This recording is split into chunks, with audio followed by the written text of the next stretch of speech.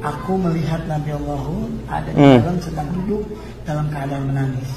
Pada umumnya yang kita jumpai adalah dari kalangan-kalangan mereka yang disebut sebagai seorang habaib, seorang waliullah yang suka mengklaim dirinya bertemu dengan Nabi Muhammad, sering bermimpi bertemu dengan Nabi Muhammad, sering bertemu dengan Nabi Khidir, sering didatangi, bahkan didatangi di Mekah, di Madinah oleh Rasulullah, dan itu pun dia katakan dalam keadaan terjaga. Nah, ini muncul lagi orang dari kalangan orang-orang yang disebut sebagai seorang habaib mengaku bertemu dengan Nabi Hud.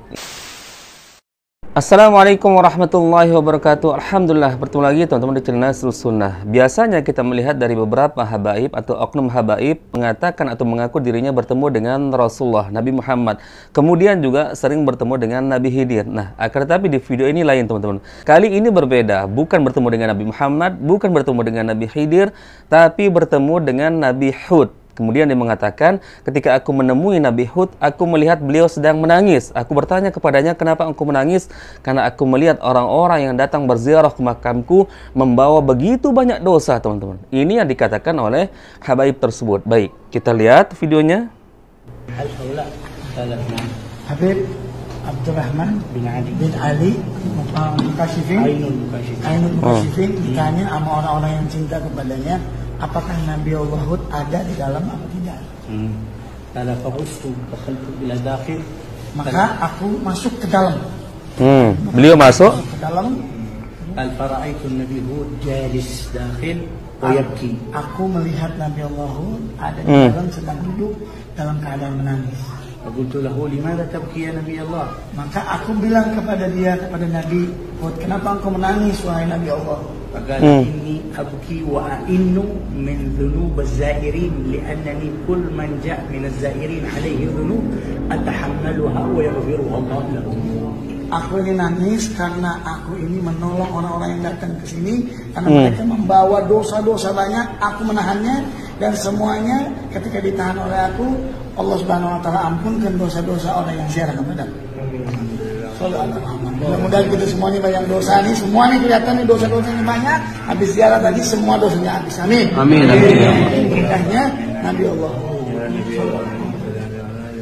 Jangankan Nabi Hud dan jangankan Nabi Khidir, Nabi Muhammad SAW yang Nabi terakhir yang jaraknya lebih dekat dengan kita 1400 tahun yang lalu, mustahil untuk kita bisa bertemu dengan beliau setelah Rasulullah meninggal dunia.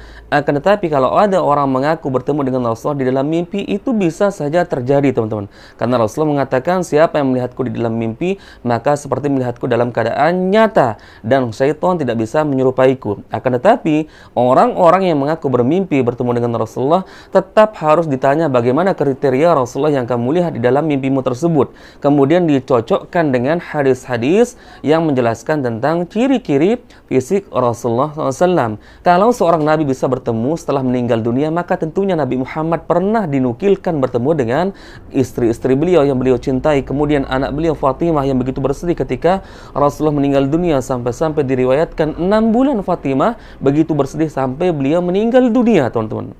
Kemudian Rasulullah seandainya bisa keluar dari kuburannya setelah meninggal dunia, maka tentu yang pertama kali dijumpai adalah para sahabatnya yang senantiasa menemani beliau, membela dakwah beliau dikala orang-orang banyak memusuhi beliau, ya. Bukankah Abu Bakar, Umar, Utsman, Ali, orang-orang yang begitu setia ittiba kepada Rasulullah pun belum pernah ternukilkan satupun di kitab manapun bahwa pernah bertemu dengan Rasulullah SAW dalam keadaan terjaga. Kalau mimpi sangat sering, ya, bahkan jangankan para sahabat Nabi, para tabi'in, tabi'ut tabi'in yang sering diriwayatkan bertemu dengan Rasulullah SAW. Akan tapi masa itu dekat dengan masa kebenaran, masa kemurnian, sangat mudah untuk membuktikan keaslian. Akan tetapi sekarang teman-teman, begitu mudahnya orang mengaku bertemu dengan Rasulullah dalam keadaan mimpi, apalagi mengaku bertemu dengan Rasulullah dalam keadaan terjaga. Ini luar biasa. Apalagi ini teman-teman, mengaku bertemu dengan Nabi Hud alaihi salam. Ini luar biasa. Dan kita hanya mendengar dongeng-dongeng seperti ini atau pengakuan-pengakuan seperti ini dari kalangan-kalangan orang-orang sufi atau oknum-oknum yang disebut sebagai seorang habaib. Ketahuilah bahwa teman-teman, orang yang mengaku bertemu dengan Rasulullah atau para nabi dalam keadaan terjaga, maka dia berarti adalah sahabat Nabi. Karena para ulama menjelaskan definisi sahabat Nabi adalah orang-orang yang bertemu dengan Rasulullah secara langsung dalam keadaan terjaga, beriman masuk dalam Islam, kemudian mati dalam keadaan beragama Islam. Itu yang disebut definisi para sahabat Nabi. Bukankah sudah sering kita juga menjelaskan bahwa orang-orang yang sezaman dengan Rasulullah akan tapi tidak beriman dengan Rasulullah, tidak mau masuk Islam dan mati dalam keadaan kafir, tidak disebut sebagai seorang sahabat Nabi. Siapa contohnya? Ya, Abu Lahab, kemudian Abu Thalib, dan orang-orang yang ingkar dikala itu kemudian mati dalam keadaan kafir. Begitu juga dengan orang-orang yang hidup sezaman dengan Rasulullah tapi tidak pernah bertemu dengan Rasulullah, meskipun dia beriman beragama Islam, mati dalam keadaan beragama Islam, tidak juga disebut sebagai seorang sahabat Nabi. Siapa contohnya? Yaitu Uwais Al-Qarni. Berarti orang-orang yang mengaku di zaman ini bertemu dengan Rasulullah dalam keadaan terjaga, berarti kita harus memanggil dia adalah sahabat Rasulullah radhiyallahu anhu. Ini luar biasa. Dari segi ini saja teman-teman sudah kita bisa membantah penyimpangan dan dongeng kedustaan mereka. Dan sekali lagi saya ingin katakan di sini, kalaupun Rasulullah seandainya bisa keluar dari kuburannya, meskipun itu mustahil Rasulullah akan keluar dari kuburannya, karena ini menyalahi dalil Al-Quran bahwa orang-orang sudah meninggal dunia terhalang oleh barzakh dan tidak bisa keluar dari kuburannya. Maka seandainya Rasulullah bisa keluar dari kuburannya, yang pertama kali akan dijumpai adalah anak-anak beliau, kemudian istri-istri beliau, kemudian para sahabat Nabi. Dan kalau seandainya Rasulullah bisa keluar dari kuburannya, layaknya orang yang masih hidup kemudian bertemu dalam keadaan terjaga dengan orang-orang, teman-teman, maka tentu Umar bin Khattab tidak begitu sedih ketika Rasulullah meninggal dunia. Toh dia yakin bahwa Rasulullah bisa keluar dari kuburannya. Akan tetapi kita mendapatkan riwayat bahwa Umar bin Khattab begitu terpukul karena mendengar Rasulullah meninggal dunia, sampai-sampai beliau mengatakan, jika aku mendengar ada orang mengatakan Muhammad meninggal dunia, maka aku akan penggal lehernya. Ini yang dikatakan oleh Umar bin Khattab. Lah kalau Rasulullah bisa keluar dari kuburannya, kemudian menemui para sahabatnya, menemui orang-orang yang masih hidup, untuk apa Umar bin Khattab ya bersedih sampai-sampai mengancam akan membunuh orang, memenggal leher orang-orang yang mengaku Rasulullah SAW telah meninggal dunia?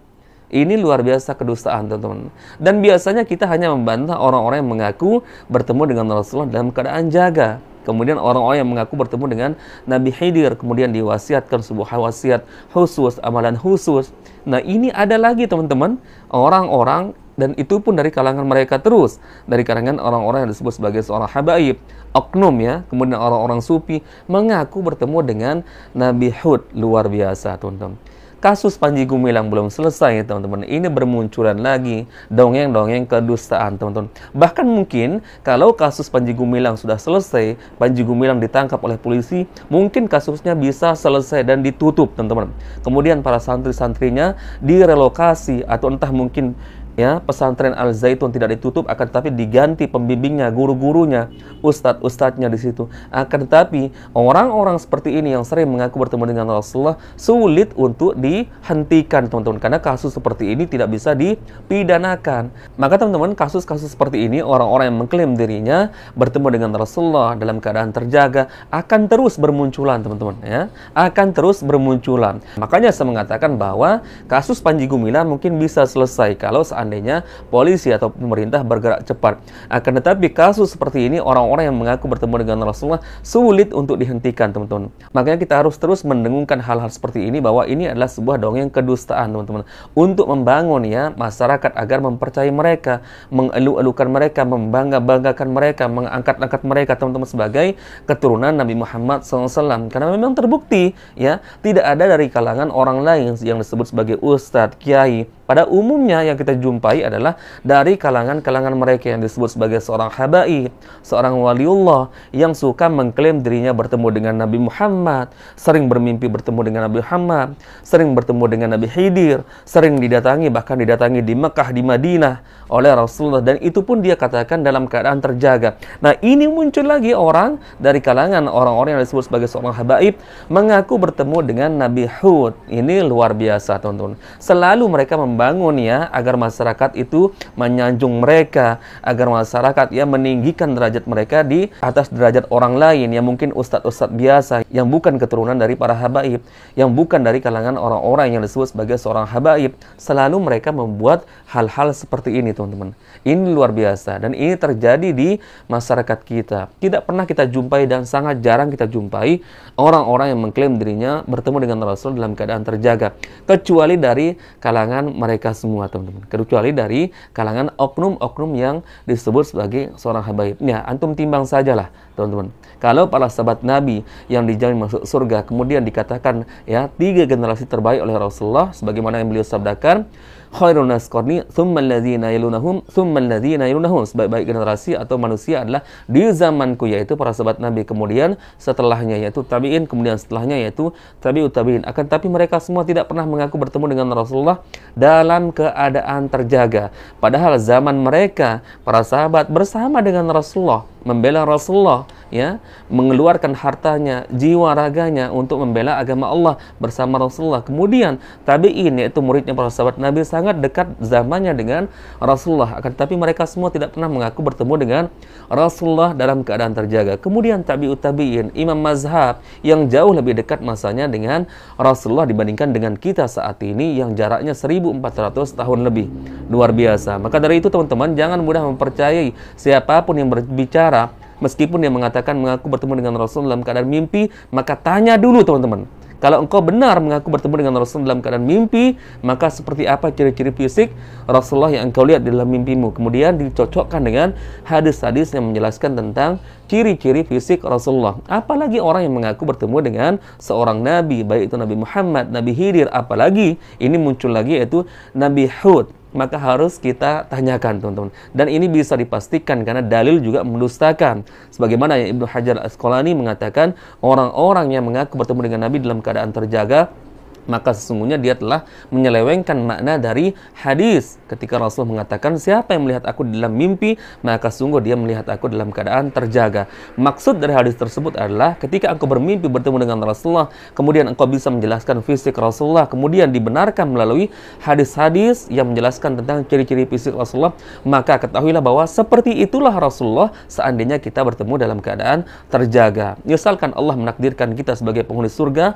semoga kita mohon kepada Allah Azza wa Jalla, kemudian kita bertemu dengan Rasulullah, maka apa yang kamu lihat dahulu di dalam mimpimu tentang fisik Rasulullah, maka seperti itulah Rasulullah aslinya. Itu yang dimaksud oleh dalil tersebut. Bukan digiring dalam pembanaan, yaitu orang yang bertemu dengan Rasulullah dalam keadaan bermimpi, maka pasti akan bertemu dalam keadaan terjaga meskipun hanya 1 kali. Dan ini pernah disampaikan oleh salah seorang ustadz di Indonesia.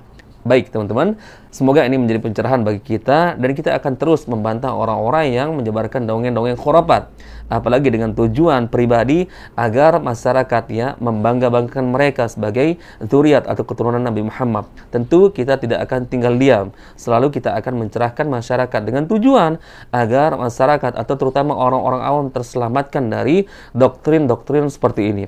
Barakallahu fikum, kita bertemu lagi di video berikutnya. Assalamualaikum warahmatullahi wabarakatuh.